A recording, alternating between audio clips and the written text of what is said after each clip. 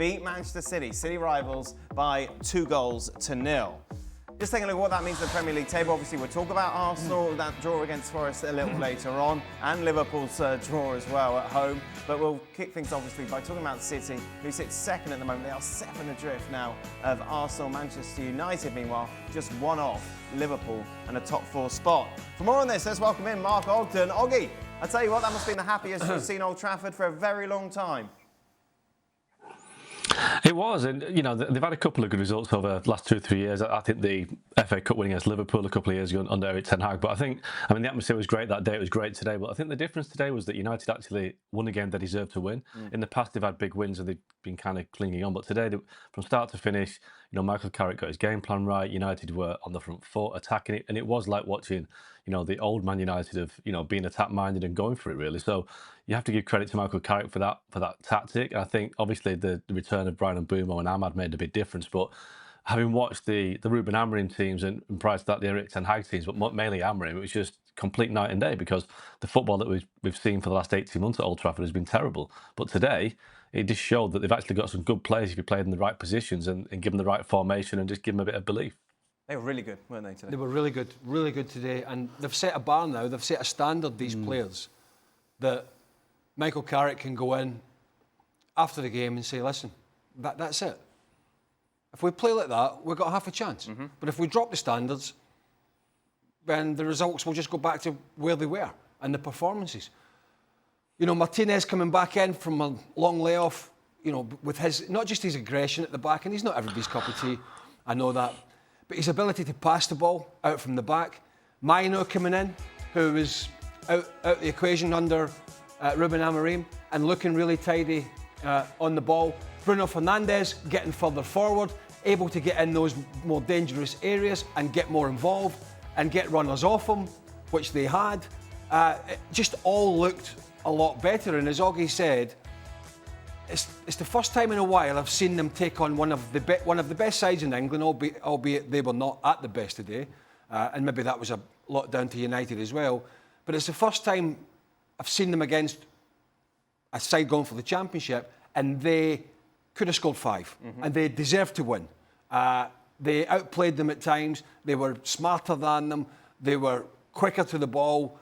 They were aggressive in their challenge, and they had some real quality about them going forward. So I thought, all in all, bearing in mind it was a big decision given Michael Carrick to the end of the season, it could not have gone any better. Yesterday, Stevie, you said you've got to be careful if you're United not to go for it too much because you're going to leave yourself exposed. Yes.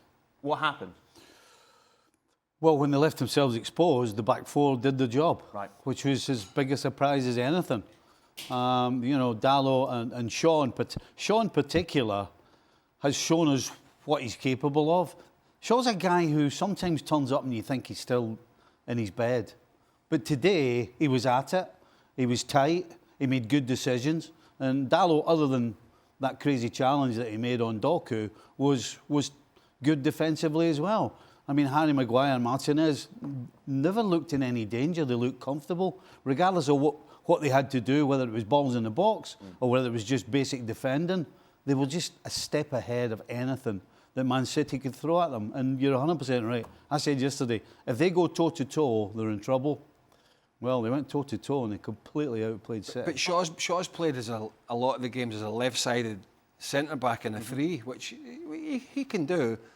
But he's a left-back, isn't he? He's stuck in the middle. But I know what you mean, Stevie. I mean, he has had a lot of injury problems, and at times he has got a bit of a frustrating figure because there's a much more aggressive, better player in there, and I think we saw a lot of that today. But I even think we saw some real composure in the midfield from Casemiro and Kobe Mino, and being able to play those little clever balls around the corner because they had Bruno Fernandes in good positions, and he was either able to get turned and start things off or drop a little deeper and then play those balls over the top. And of course, one of the big decisions, I think, maybe it wasn't a big decision, was the fact that Mbeumo comes back and starts because Sesko has just hit a little bit of form, and I think one or two going to Old Trafford might have thought the big guy would have started up front, but you have to say he got that one spot on. Augie mentioned it. It seems simple, doesn't it?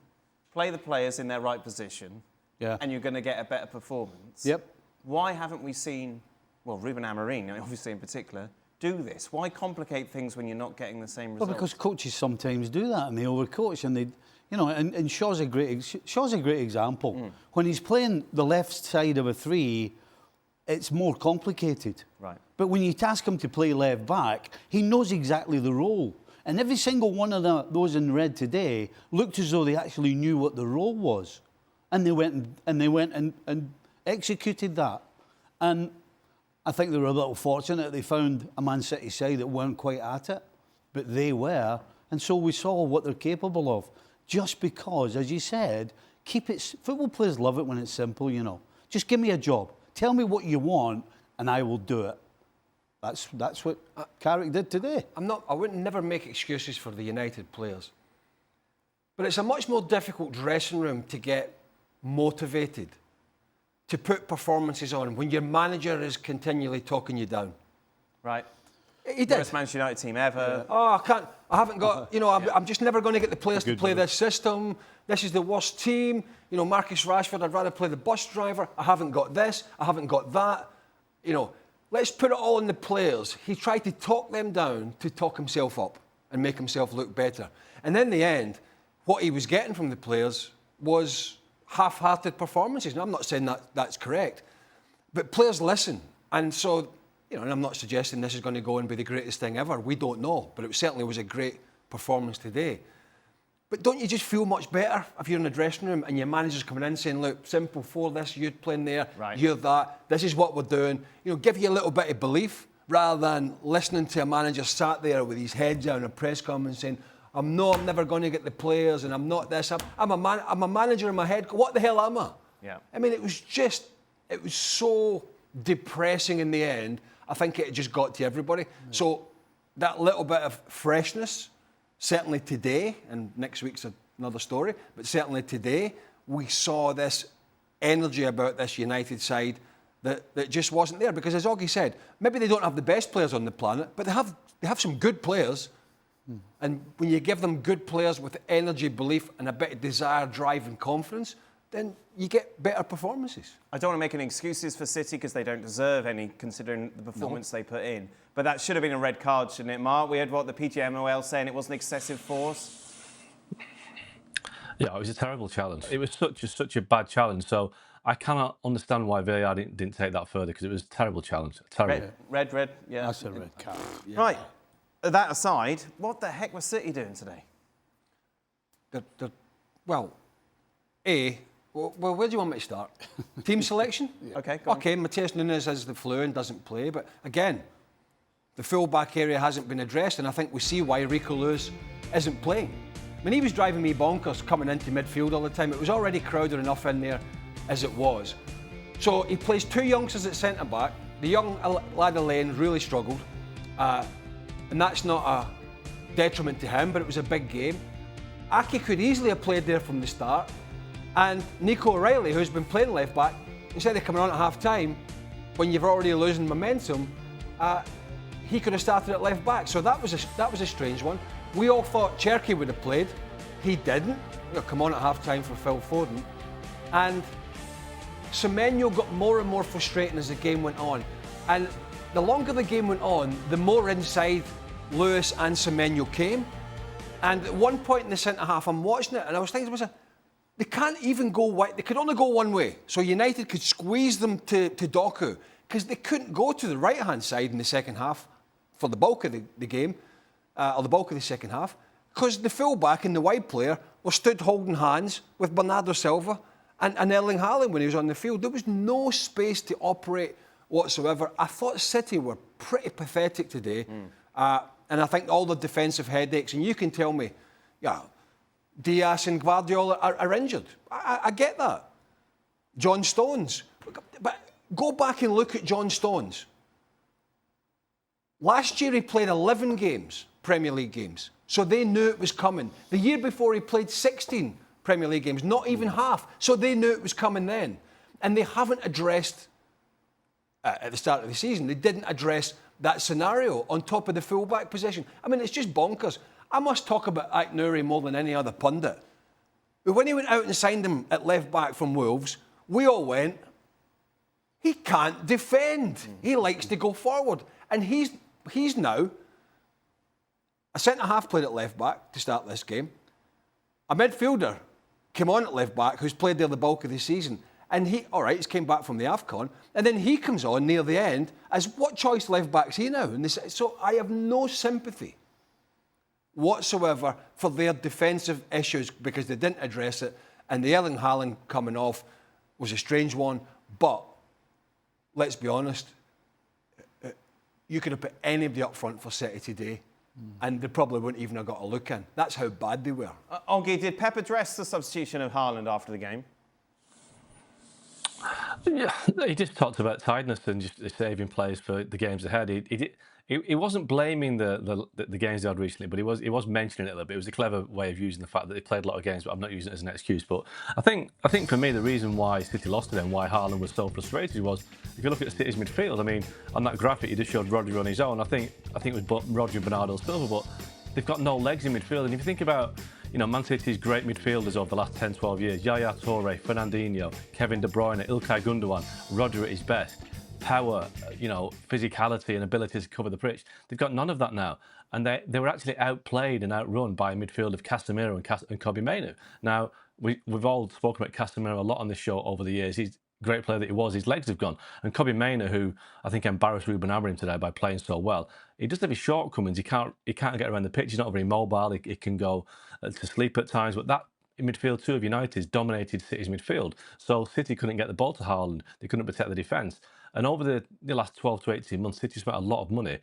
They've only signed a couple of midfielders. I think Reinders is one that's done okay, but Reinders hasn't really kind of stepped up a level that Bruyne played at. So I think City's midfield is the issue. They're spending lots of money on forwards, they're spending lots of money on defenders, but right in the centre of the pitch, the guys will know you kind of win games in the midfield. If you can't control your midfield, as United have found out over the last God knows how many years, you don't win anything. So City's midfield has suddenly regressed to the point where they're being overrun by Man United midfield, who we've criticised all season. So he's picked the wrong team. He's picked the wrong midfield as well. Regardless of what you think of Reinders, you put him in there because he can get around. Right. So why don't you put him in there?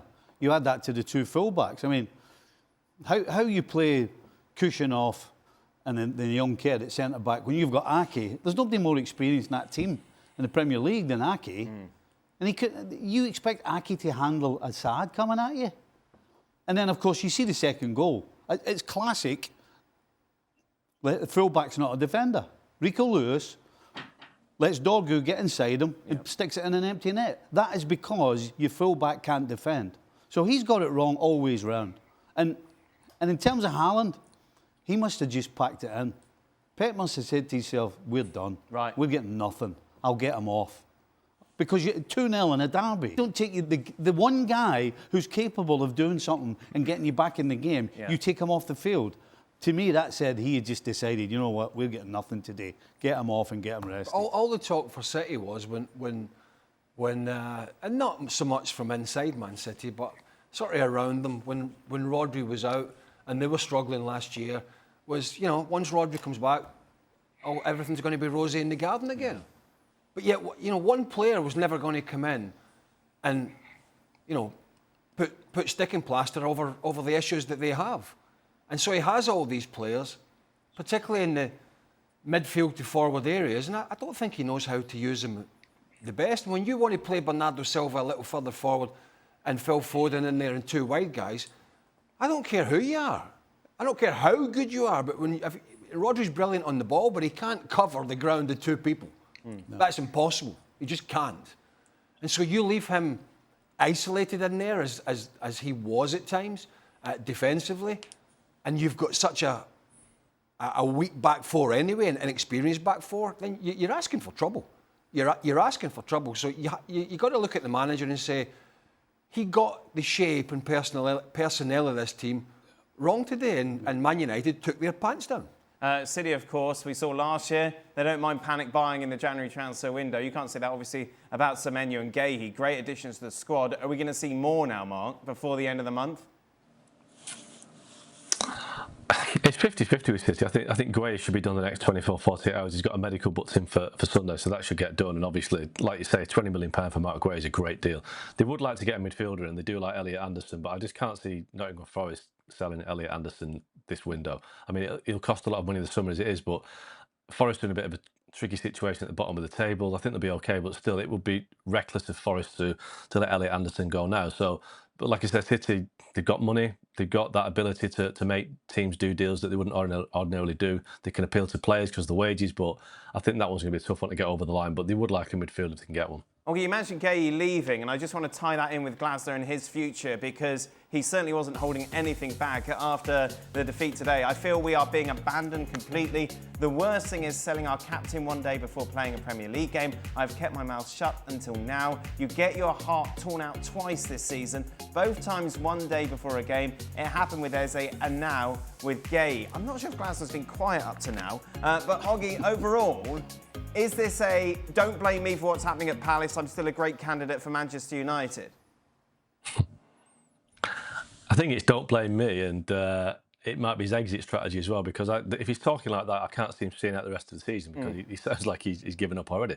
In terms of United, obviously, he will be under consideration, but I think those odds there that you're showing, I think they're very, very optimistic in terms of Glasner, because if Man United wanted Oliver Glasner, they could get him now, because he's got 6 months left in his contract. In terms of compensation, it would be peanuts really compared to what they don't want to pay. You're probably looking at £2 or £3 million. So he's available now in the sense that he's leaving at the end of the season. I think that United are looking at a different level of coach, an elite coach, but obviously we don't know how well Michael Carrick will do. We know that'll start a bandwagon going. But in terms of Glasner, yes, he's available in the summer, but I don't think he's that high at the list at Man United right now, because, like I say, if they really wanted him, they can get him now. I think Glasner wants to make a step up. I guess the club that might be more suitable for Oliver Glasner is maybe a Tottenham, that kind of level below the top clubs, but still a progression from Palace. But would anybody want to go to Tottenham? That's the question. Can I just quickly go back to something Oggy said on Man City, because it's really, I think it's a little bit annoying in a sense, not what Oggy said. Oggy said, well, they need another midfielder, they need this. How many players does this manager need? Yeah. How many players? How much do they need to spend? What's he doing on the training field? Oggy says they need another midfielder. They've got Rodri fit. Nico Gonzalez has got a knock, but they signed him for 60 million. Tijani Reinders, they signed from AC Milan. Bernardo Silva's still there. And then they've got all these attacking. How many players? Are we just going to keep sitting here and saying, oh, they need another 2 midfielders, they need another 3 centre-halves? Are they just going to roll it out for him until he's got enough players to win this Premier League again and use that as an excuse? Because he has enough players. Yep. OK, he's got these injuries at the back, but I go back to it. They did not address these areas in the summer. But we're sitting here saying he needs another midfielder, and he says, they've got these players. They have them. It can't be an excuse for Pep Guardiola after last season's debacle to say, I don't have enough players. Right? I'm sorry. That is not a good enough excuse when you look at his squad and you look at one. And as I say, Gonzalez is out with a knock, but it's not long term, I don't believe. And Tijani Reinders was one of the best players in Italy. It's hence the reason they signed him. And Bernardo Silva is still there. There's 4 midfielders at least. Why are you hitting your phone? Because I'm getting angry. I'm going to bash the phone. I just feel there's always, and I'm not saying Oggy's making an excuse, but I just feel that there is a thought process out there that A, City haven't spent enough, and B, City don't have a big enough squad. Yeah. That's nonsense. He was complaining last year that he had too big a squad, didn't he, in the second half of the season.